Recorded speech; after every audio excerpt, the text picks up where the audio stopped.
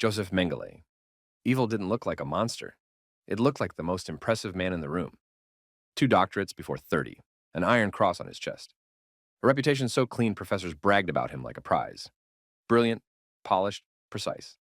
The kind of man who becomes a warning. Germany in the 1930s gave him the perfect conditions. A nation drunk on pseudoscience. A regime obsessed with racial purity. Mentors who whispered that cruelty could be called progress, as long as you dressed it in lab reports. He didn't fall into ideology, he chose it, deliberately.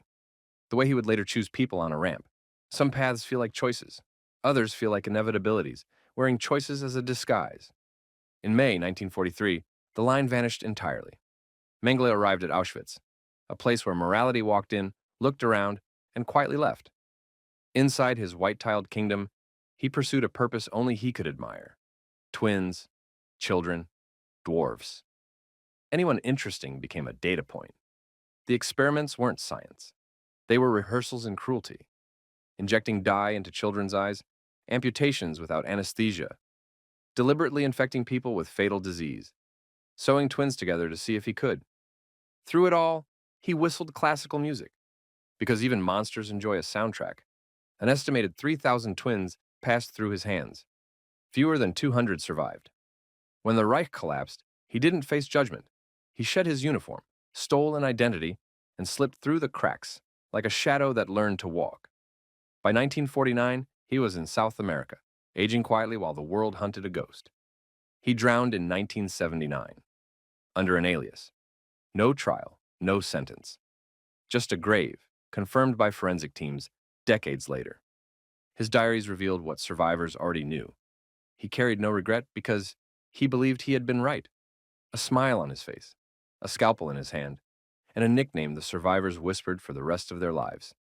The Angel of Death. Aribert Heim. He didn't experiment for science. He just enjoyed what he could do to a human body when no one would stop him. That was Aribert Heim, a man who started his life wearing a stethoscope and ended it wearing a nickname whispered in terror. Before the war, he looked ordinary. Medical student, young Austrian doctor. No warning signs.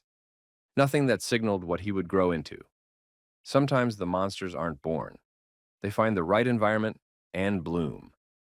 When Austria merged into Nazi Germany in 1938, Heim didn't resist. He aligned party membership, Waffen-SS, the full machinery. Medicine stopped being about healing. It became about hierarchy, about power. And Heim liked power. In 1941, he arrived at Mauthausen, a camp already infamous for brutality. Something inside him shifted. Or maybe finally, it had permission to step into the light. Some places don't corrupt you. They reveal you. He abandoned every medical ethic he had ever learned. He didn't chase genetics like Mengele. He didn't justify it with ideology. He simply enjoyed what he could do to a human body when no one would stop him. Gasoline, phenol, water, injected directly into the heart while the victim was conscious.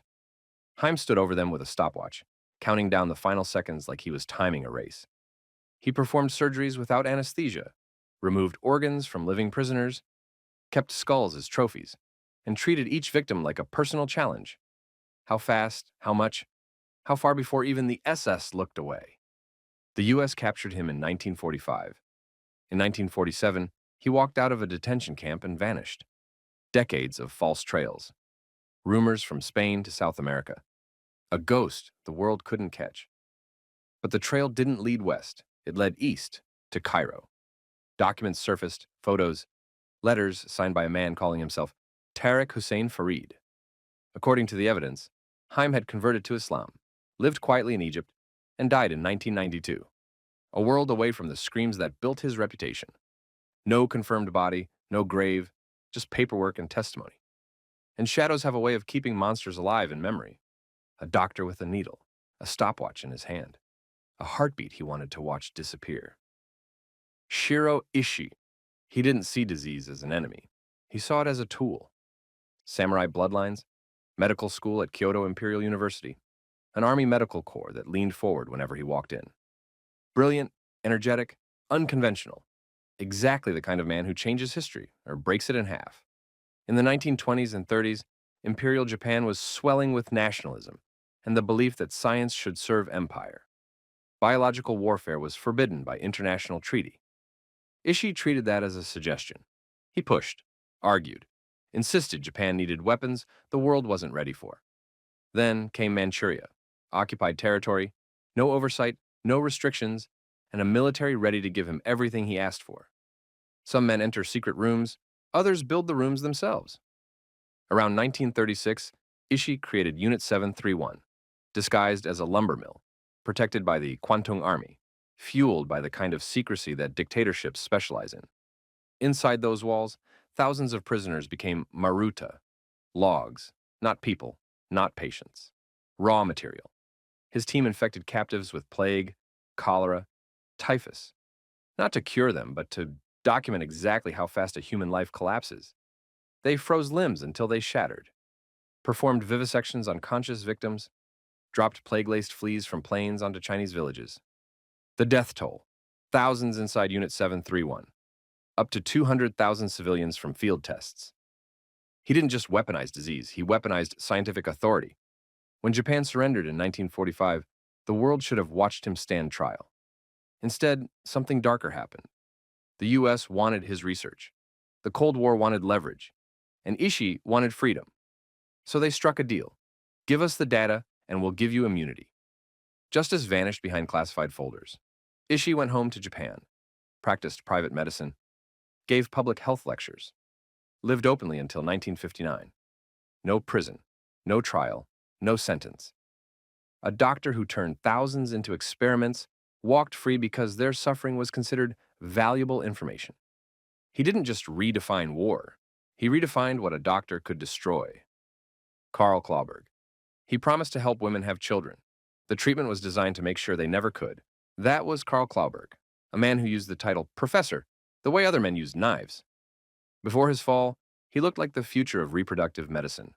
A gynecologist, a researcher, publishing breakthroughs in infertility treatments, the kind of doctor newspapers called brilliant, and women trusted with their most vulnerable hopes. But brilliance without empathy? That's a demolition charge, waiting for someone to light the fuse. When the Nazi regime rose, Clauberg didn't adapt. He aligned, joined the party, joined the SS, and discovered that his work in fertility could become the regime's favorite tool, controlling who gets to have children and who doesn't. He pitched himself to Himmler as the man who could sterilize millions without surgery. Cheap, fast, invisible. Himmler bought it. Block 10 at Auschwitz became Clauberg's personal laboratory. Inside those walls, women, mostly Jewish, many of them mothers, were told they were receiving fertility treatments. Instead, Clauberg injected their uteruses with corrosive chemicals. Formalin, silver nitrate, anything that burned. No anesthesia, no warning, no mercy. Infections spread. Organs failed. When women became too sick, they were killed for autopsies. Because in Clauberg's eyes, every body was a data point.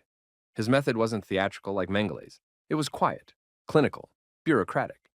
He didn't want to kill them. He wanted to kill their future. That was his signature. Genocide through sterilization.